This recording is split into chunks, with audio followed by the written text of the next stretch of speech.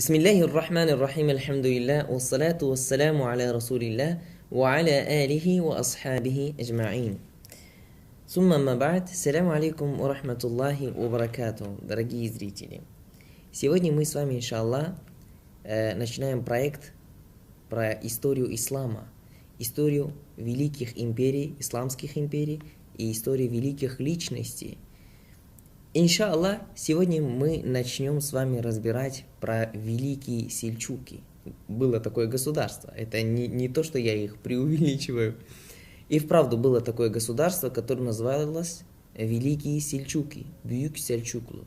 Мы сегодня с вами поговорим, мы сделаем несколько частей, и кто хочет узнавать продолжение истории ислама, то подпишитесь на канал и ставьте лайки.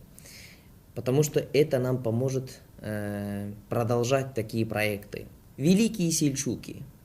Почему их так назвали, мы в продолжении наших роликов расскажем вам. Но вначале хотелось бы рассказать, кто такой Сельджук. Почему это государство называлось Сельджуки. Сельджуклу девлете, как называется, как говорится на турецком. Вначале было такое государство, на территории которой сейчас половина России, Казахстан, вот эти места. Там было государство, которое называлось Göktürk девлете. То есть было государство Göktürk.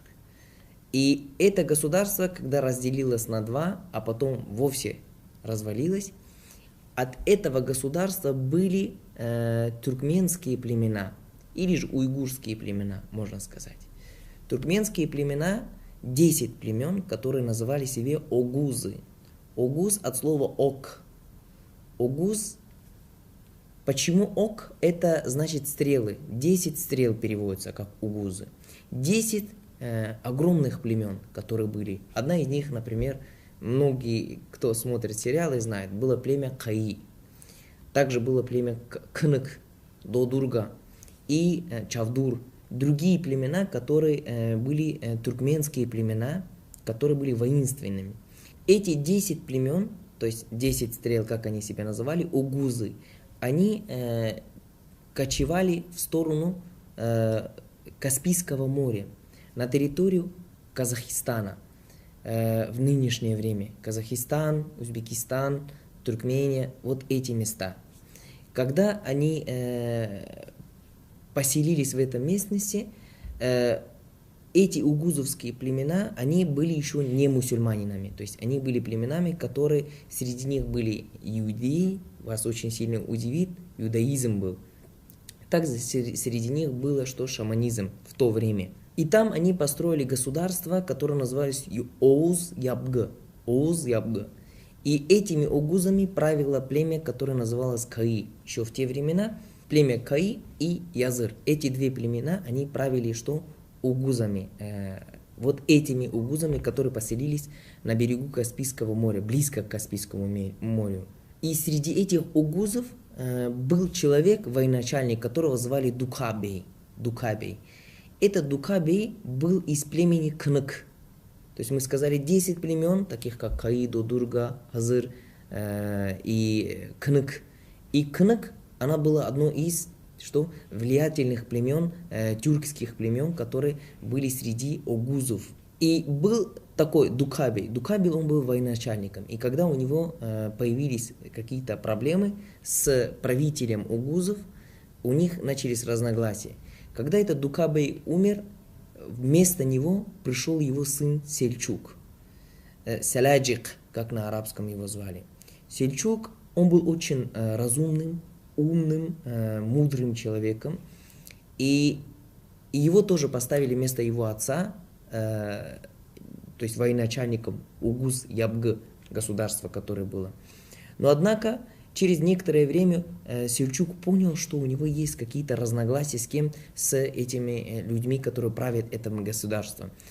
И он взял с собой несколько тысяч своих сторонников, воинов, и переехал в город, который назывался Гянч, или же Гянг. То есть такой город был. Этот город сейчас находится на территории Казахстана. Его сейчас не существует как город, таким названием, но однако это был город близко к городу, в наше время находится близко к городу Чимкент. Вот такой город. И этот город Генч, он был маленький, и он был населен мусульманинами, тюрками, которые заразились, можно сказать, приняли ислам от сельчуков. То есть они были преданы сельчуками. Это были тюрки-мусульмане, то есть тоже были огузы, которые приняли ислам.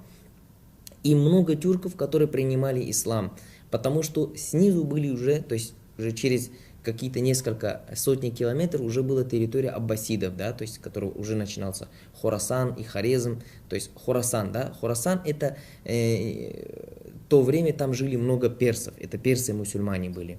И когда Сельчук переехал со своими сыновьями, переехал в этот город, он увидел, что там очень сильно населенный мусульманинами. И так как он был справедливым человеком, сам Сельчук, несмотря на то, что он был не мусульманином, но он был очень справедливым человеком, он увидел очень хороший ахляк, то есть хороший благой нрав среди мусульманов. То есть тюрки, это же его народ тоже, которые приняли ислам, у них изменился нрав, и то, что они слово держат, то, что вот такие хорошие качества, которые мусульманин обладает, да, то есть из религии. И его очень побудило, так как большинство людей, которые там жили, были иудеи и шаманисты, то есть те, которые шаманизма придерживались. А больше них жили мусульмане.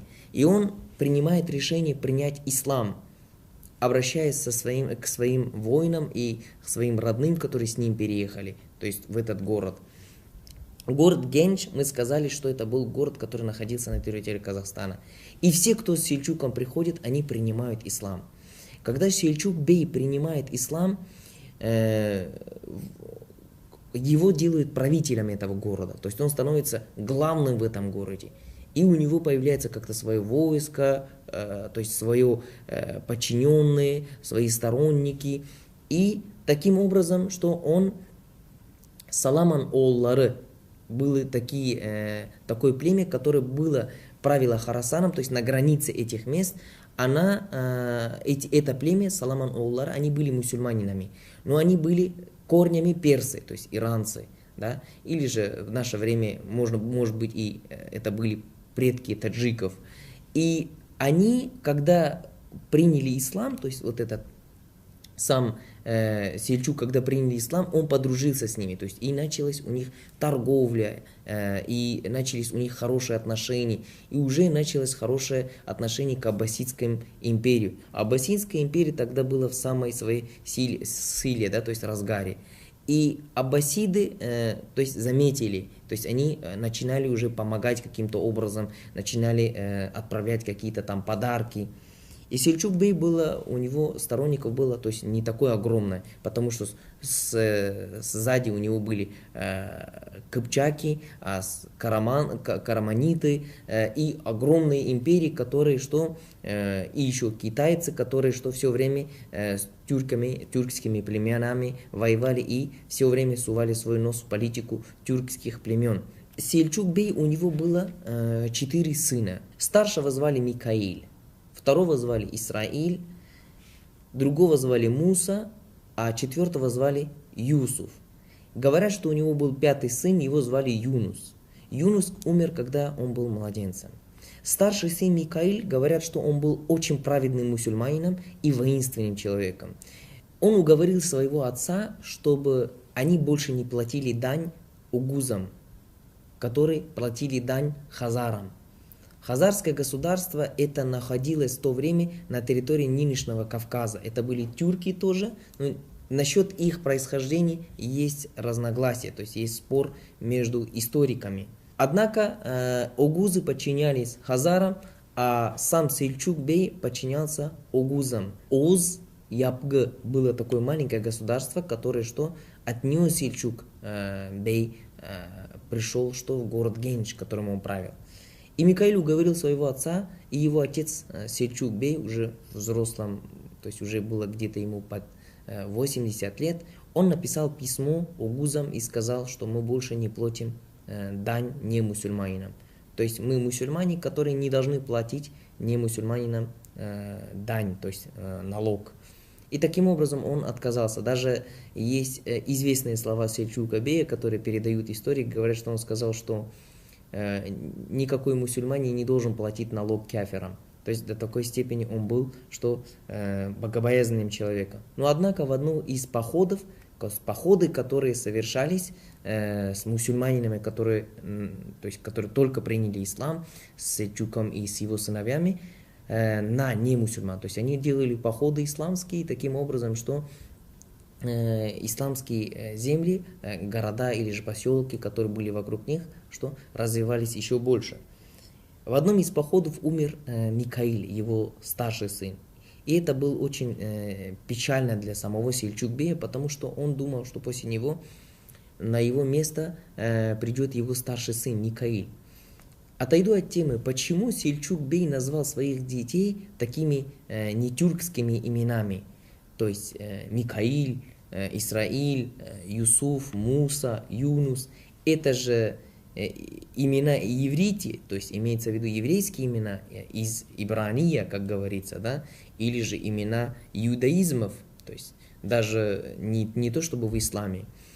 Известно, что очень много иудеев так называют своих детей чаще.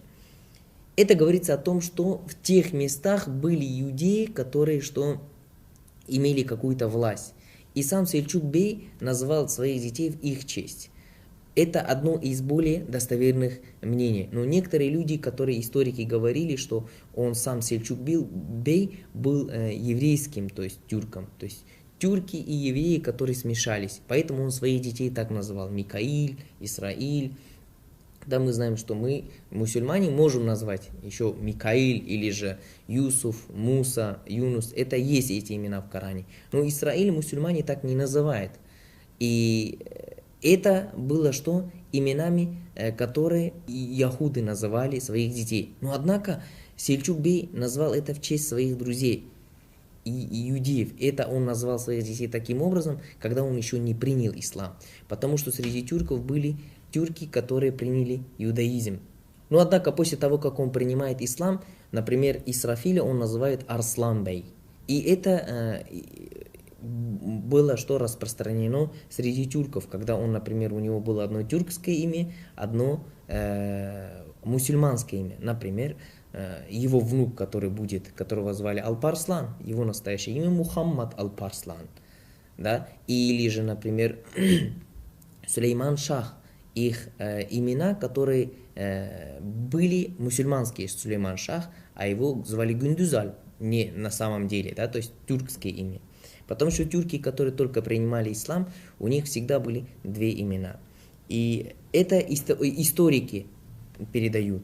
И когда Микаиль умер, то есть его когда убили в походе, на его место направление, что стал главным, его сын Исраиль. И передается, что у Микаиля, то есть старшего сына Сельджук-бея, были два сына, Турул и Чары-бей. Турул и Чары – это люди, которые оставили, это два человека, которые оставили в истории след. То есть это те, которые поменяли историю тюрков и историю мусульман полностью. Турул и Чары, они были маленькими, когда их отец умер, то есть им было по 10 лет, по 12. Но однако сам Сельджук-бей начал заниматься их воспитанием. Начал их воспитывать таким образом, из них как будто он готовит правителей. То есть таких правителей, которые будут править серьезным государством, воинов, правителей. И так как он сам был в пожилом возрасте, он учил их таким образом, что всю свою практику жизненную и нанимал ученых исламских, чтобы они воспитывали их именно как мусульман. И они знали 3 языка – персидский, арабский и тюркский. Тогда модно было в те времена, то есть было известно, знать арабский и персидский язык. Потому что все известные стихи, поэты или государственные языки были на персидском языке. Несмотря даже, что тюркские племена, они правили огромными государствами. Даже, например, у сельджуков, как в дальнейшем мы с вами будем разбирать, их государственный язык был персидским, арабским и тюркским уже потом. И передается, что он воспитал двух своих сыновей, внуков, до такой степени, что они были очень умными. Сам Турул был очень человеком, у которого были лидерские качества, то есть чем свой брат. Чары он был как воином, то есть ему давали какие-то поручения, и он выполнял. Однако старший, то есть второй сын Сельчука, как бы обиделся на своего отца за то, что он так много внимания уделяет сыновьям своего брата, а не своим сыновьям. И таким образом, что Сельчук-бей до своей смерти был во главе своих внуков и своего маленького государства, которое тогда находилось. Когда Сельчук-бей ему исполнилось 100 лет, историки, большинство историков на этом мнении, что он умер, сам Сельчук-бей умер ровно в 100 лет. Когда он умер, он все, что у него было, завещал именно двум своим вот этим внукам, Чары и Турулу, Турул и Чары-бей.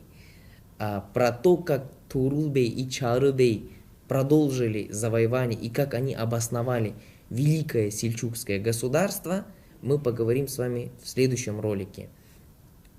Сам Турул и Чары-бей это были очень известными личностями, аж до такой степени известными личностями, что сам аббасидский халиф назвал Турул-бея султаном, и он был первым сельчуковским султаном.